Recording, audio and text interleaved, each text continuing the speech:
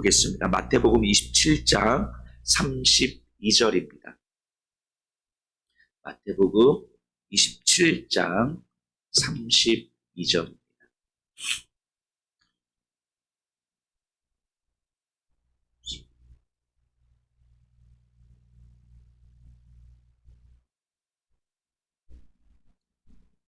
(27장 32절) 우리 한 목소리로 함께 읽겠습니다. 시작. 나가다가 시몬이란 구레네 사람을 만나매 그에게 예수의 십자가를 억지로 지워가게 하였더라. 아멘. 여러분들 혹시 그 대한민국의 남편들이 아내에게 또는 자녀들에게 가장 하기 힘든 말, 가장 못하는 말이 혹시 뭔지 아세요? 미안해라는 말이에요. 미안해라는. 혹시 이 자리에 계신 아내분들 중에서 내 평생 살아가면서 남편에게 미안해라는 말 한 10번 이상 들어봤다 하시는 분 혹시 계시나요? 저 또한 이게 잘 못해요. 제가 미안한 일을 안 해서는 아닐 텐데요. 미안한 일을 안 해서는 아닐 텐데 이 미안해라는 말을 잘 못하는 것 같아요. 근데 이게 비단 남편들만의 문제가 아니라 뭐 교회에서도 제가 목사지만 이 목사들도 마찬가지인 것 같아요. 목사들이 성도님들에게 가장 못하는 말, 성도님들이 목사들에게 가장 듣기 어려운 말이 미안합니다, 죄송합니다 이런 말 아닐까요? 이렇게 하세요, 저렇게 하세요 이런 말은 참 잘하는데 미안합니다 이런 말은 잘 못해요. 목사들이 미안한 일을 안 해서는 아닐 텐데요, 그죠?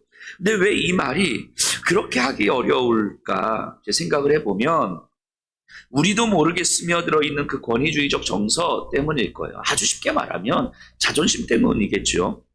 이 남편은요, 가정을 위해서 헌신하고 도움을 줄지언정 도움을 받을 만큼 약하거나 용서를 받을 만큼 실수하면 안 된다는 마음이 우리에게는 있잖아요. 그래서 가족들이나 또는 자녀들이나 또는 다른 사람들이 자신을 우습게 보면 안 될 것 같은 마음이 이렇게 들어오는 거죠.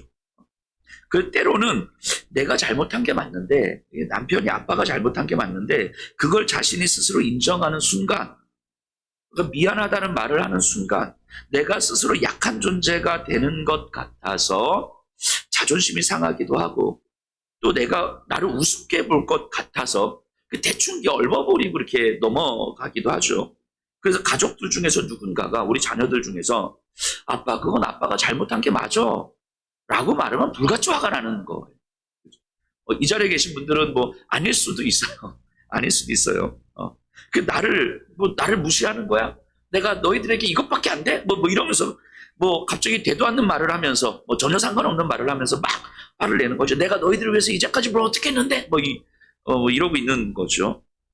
결국 자존심의 문제 아닙니까? 목사들도 똑같죠.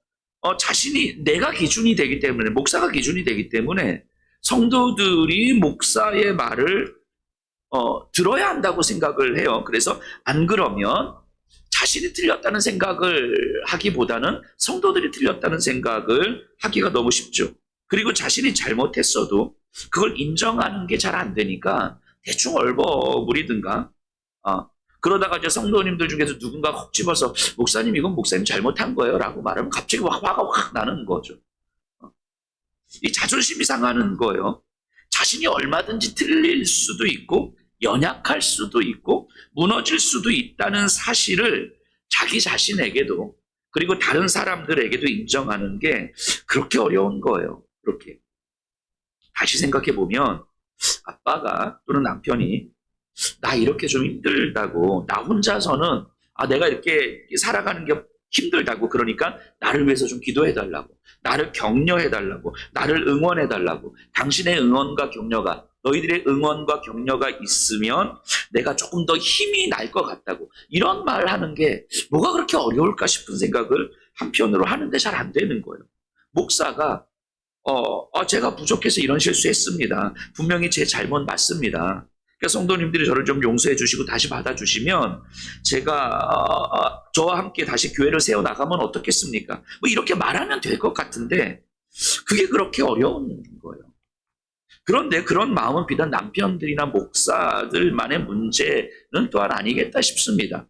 모든 인간들의 문제가 아닐까 싶어요. 자신의 연약함을 직면하고 인정하는 것. 그래서 내 옆에 있는 사람들을 향해서 당신의 도움이 필요하다고, 당신의 용서가 필요하다고, 당신의 기다림이 필요하다고 이 요청하는 일, 그것은 우리에게는 굉장히 수치스러운 일로 여겨지게 돼요. 그리고 우리는 실제로 경험상 그렇게 인정하면, 그렇게 자신의 연약함, 부족함, 실수를 고백하면 꼭 주변 다른 제3자, 제4자, 다른 사람들을 통해서 내 귀에 들려와요. 이게 험담으로. 이게 내 약점으로 이렇게 들려오는 거예요. 내 약점에 대해서 이제 빗으로 꽂히는 경험들이 있죠. 그러다 보면 우리는 점점 자기 약함과 부족함과 실수를 가리게 되는 거잖아요. 내 약함과 실수를 가릴 만한 충분한 이유가 있어. 왜냐하면 사람들은 내 얘기를 안주거리로 씹으니까. 뭐 이런 이유들로. 근데 여러분들 그 상태를 잘 생각해 보세요. 그런 상태. 자신을 감추고 가린다는 건, 내 이야기를 감추고 가린다는 건 타인을 향한 신뢰가 그만큼 없다는 얘기잖아요. 타인에 대한 신뢰가 없다는 이야기는 그만큼 사랑하지 않는다는 이야기고요. 사랑할 수 없다는 이야기죠. 신뢰하지 않는 사람을 우리가 사랑한다는 건 말이 안 되는 거잖아요. 우린 예수님이 아니니까. 그렇죠? 타인을 사랑할 수 없다면 그건 결국 자기 자신도 사랑할 수 없다는 이야기인 거죠. 타인을 사랑하는 것이 자신을 가장 사랑하는 삶이니까요. 그래서 예수님이 이렇게 말씀하시잖아요. 제자들에게, 또 우리들에게 너희 하나님을 사랑하고 내 이웃을 내 몸과 같이 사랑해라. 왜 이렇게 말씀하십니까?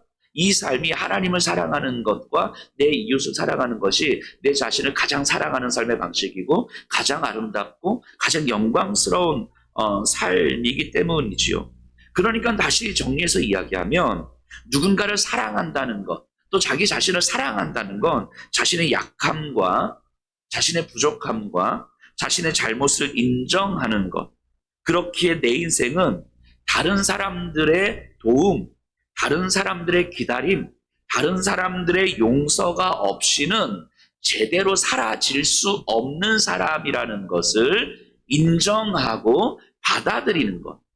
이게 자기 자신을 가장 사랑하는 방식일 거예요. 이게 타인을 가장 사랑하는 방식일 것이고, 이것이 하나님을 가장 사랑하는 방식이지요. 이게 타인을 받아들이는 삶이에요. 타인을 받아들이는 삶. 예수님을 생각해 보세요. 예수님은요, 누구의 도움도 필요 없으신 분이잖아요. 그분 스스로가 완전하신 분이시니까, 부족함이 없으신 분이시니까, 전혀 어떤 연약함이나 실수가 없으신 분이죠. 모든 것을 나누어 줄 만큼 모든 것을 가지신 분이시고요. 다른 이들의 모든 필요를 다 채워줄 수 있고 도움을 줄 수 있는 분이지, 다른 이들의 도움을 받을 만한 분은 아니시잖아요. 그런데 오늘 본문을 보니까요, 매우 놀라운 장면이 나와요. 예수님께서 채찍에 맞고 자신이 내달려야 할 나무를 메고 골고다 언덕을 오르고 있어요. 그런데 너무 힘이 들어서, 너무 지쳐서 나무를 들 힘조차 없어서 걷다가 쓰러지고를 반복하시는 거예요. 혼자서는 이 골고다 언덕을 끝까지 올라갈 수가 없는 상태였던 거죠. 그러자 군인이 옆에서 이제 구경하고 있던 구레네 사람 시몬을 데려다가 예수님의 십자가를 대신 지게 하시죠. 예수님이 시몬의 도움을 받고 있는 거예요. 아니, 시몬의 도움이 필요했던 거예요. 누군가의 도움이 없으면 이 골고다 언덕을, 이 십자가의 길을 끝까지 갈 수가 없는 상태였던 거예요, 예수님께서. 그만큼 예수님은 힘이 없었고 연약했고 부족했어요. 혼자서는 그 길을, 그 십자가의 길을 걸을 수 없을 정도로. 예수님도 누군가의 도움이 필요했던 거예요. 이걸 이렇게 오해하시면 안 돼요. 시몬의 도움이 없어도 되었지만 도움을 요청해서 함께 갔구나, 이렇게 생각하시면 안 돼요. 도움이 없어도 될 수 있었던 상황이 아니었다는 거예요. 도움이 없으면 안 되는 상황이었던 거예요. 그 예수님이 메고 걸어가다가 쭉 돌아보시고 시몬 나 좀 도와줄래? 이게 아니고 걷다가 쓰러져서 못 일어나시는 거예요. 걷다가 쓰러져서 못 일어나고 또 일어나려고 하다가 못 일어나고 도움이 없으면 안 되는 상황이었다는 거죠. 어떤 도움도 필요 없으셨던 분이 누군가의 도움이 없으면 안 되는 그런 상태가 되시는 거죠. 그래서 당신의 곁에 누군가 오기를 요청하고 계시는 거예요. 이게 예수님께서 십자가를 지고 걸으시는 모습이었습니다. 혼자 다짐하고 혼자 결단하고 혼자 열정과 헌신과 의지를 가지고 십자가 메고 걸어가는 게 아니었던 거예요. 내가 희생하면 되지, 내가 헌신하면 되지, 뭐 내가 용서하고 내가 기다리면 되지, 이런 게 아니었다는 거예요. 내가 스스로 혼자서 이 길을 끝까지 걸을 수 없는 존재구나. 이게 예수님께서 십자가를 걸으시는 모습이었죠. 예수님은 자신의 곁을 다른 사람의 자리로 내어주시는 거예요. 내 곁을 내어주는 삶, 자기 약함, 부족함, 실수, 힘없음이 인정되기에, 혼자서는 걸을 수 없는 삶이라고 인정되기에 내 곁에는 나를 도와줄, 나를 이끌어줄, 나를 채워줄 다른 이가 필요하다고 고백하고 요청하는 삶, 그것이 곁을 내어주는 삶인 거죠. 이게 바로 십자가의 길이에요. 십자가의 길. 그러니까 십자가는 정말 그냥 어떤 막연한 헌신, 희생, 내어줌, 그러니까 막 내 것을 막 단순하게 이런 차원의 삶이 아니었던 거죠. 우리의 삶을 한번 좀 돌아보시면 어떨까요? 어떻습니까? 우리의 곁은, 여러분들의 곁은 누군가에게 내어주고 있습니까? 그래서 때로는 그 곁이, 내 곁을 내어준다는 것이 나에게 약점이 되기도 하고 험담이 되기도 하지만, 그래도 그 곁을 내어주지 않으면 도저히 혼자서 감당할 수 없는 삶이라는 걸 알기 때문에 상처가 될 게 예상이 되고, 험담으로 돌아올 게 예상이 되고, 배신으로 돌아올 게 예상이 되고, 약점으로 비수가 꽂힐 것이 예상이 됨에도 불구하고 혼자서는 갈 수 없는 길이라는 게 깨달아지게 내어주고 또 내어주는 삶. 이게 우리들의 삶입니까?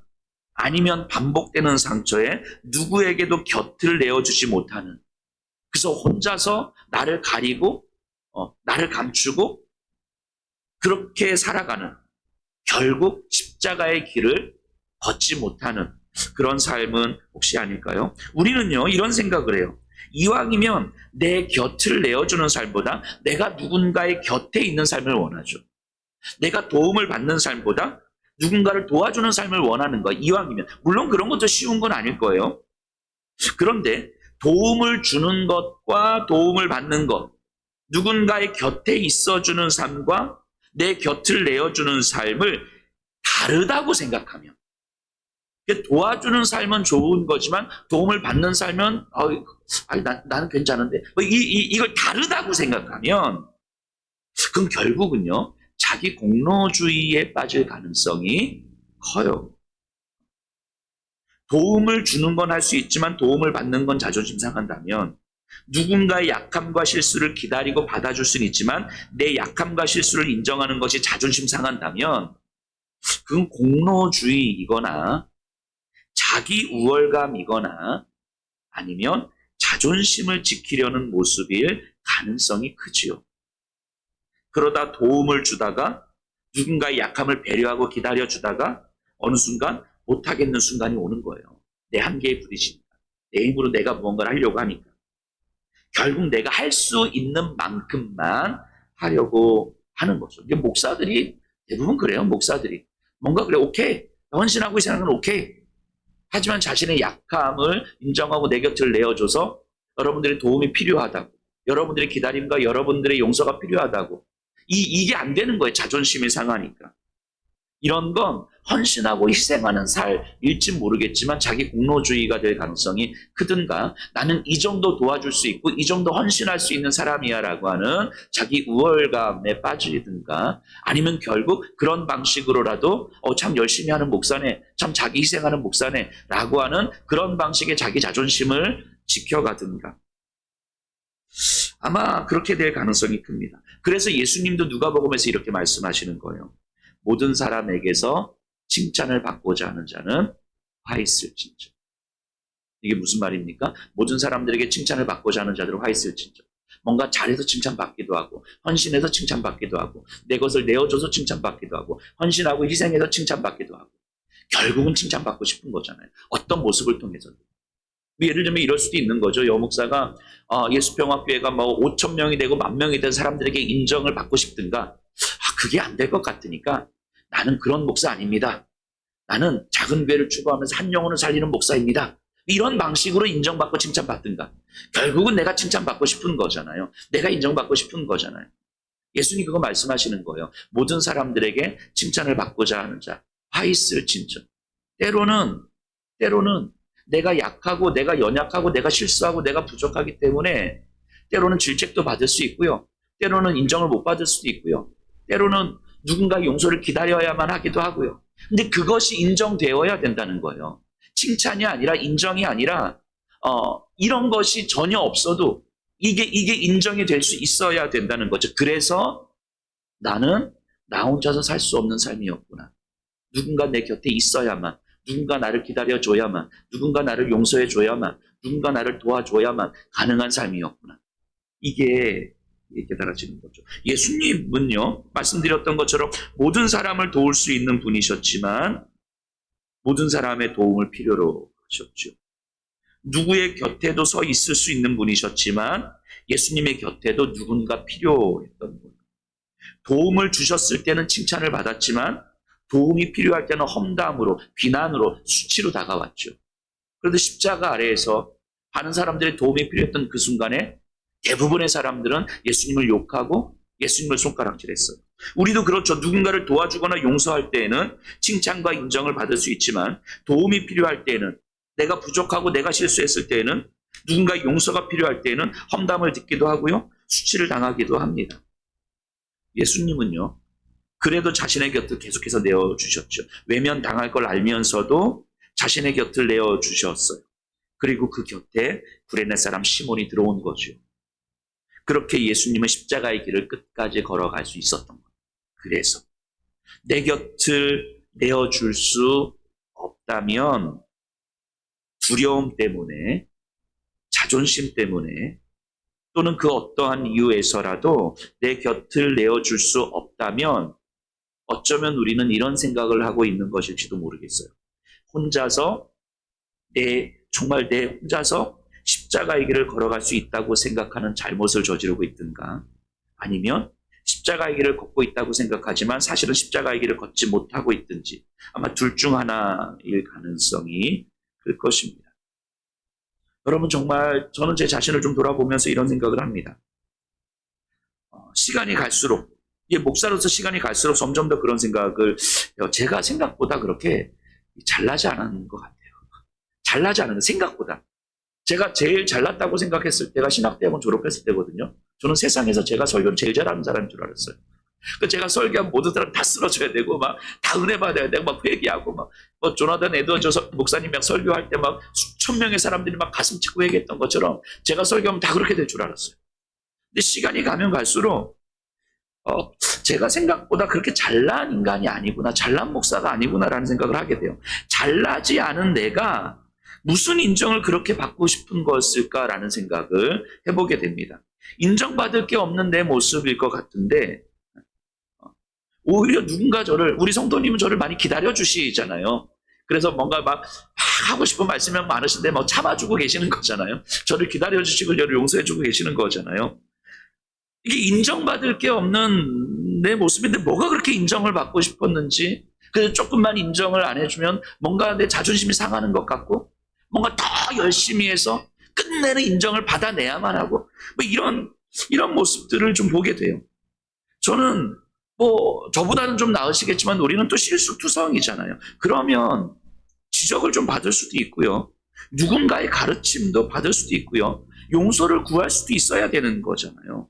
우리는 너무 연약하잖아요. 너무 연약하거든요. 그러니까 누군가 도움이 필요하고, 나를 좀 일으켜달라고, 나를 좀 격려해달라고, 나도 이렇게 혼자서 걸어가는 게 지치고 버거우니까 좀 옆에서 응원도 좀 해주시고 격려해달라고, 이게 필요하거든요. 마치 내가 기도하면, 여목사가 기도하면 모든 거 다 털고 나가고 막 그러지 않거든요. 근데 우리 그렇잖아요. 저도 그렇지만 여러분들도 그렇잖아요. 우리도 뭐 잘나지 않았고요. 우리도 실수투성이고요. 우리도 연약하고요. 그래서 우리도 우리의 곁을 누군가에게 내어주어야 하는 거잖아요. 때로는 그것이 상처로 돌아올 수도 있고요. 때로는 그것이 외면으로 돌아올 수도 있고요. 때로는 그것이 양쪽으로 와서 빗으로 꽂힐 수도 있지만 아무리 상처가 되고 아무리 빗수가 꽂혀도 분명한 건 나 혼자서는 이 십자가의 길을 끝까지 걸을 수 없다는 게 분명한 거잖아요. 그럼 때로는 내가 상처를 받아도 내 곁에 누군가는 있어야 되는 거잖아요. 내가 비록 외면을 당해도 내 곁에 누군가는 있어야 되는 거잖아요. 그래야 우리가 걸어야 할 십자가의 길을 끝까지 걸을 수 있는 거 아닙니까? 이게 주님과 동행하는 삶 아닙니까?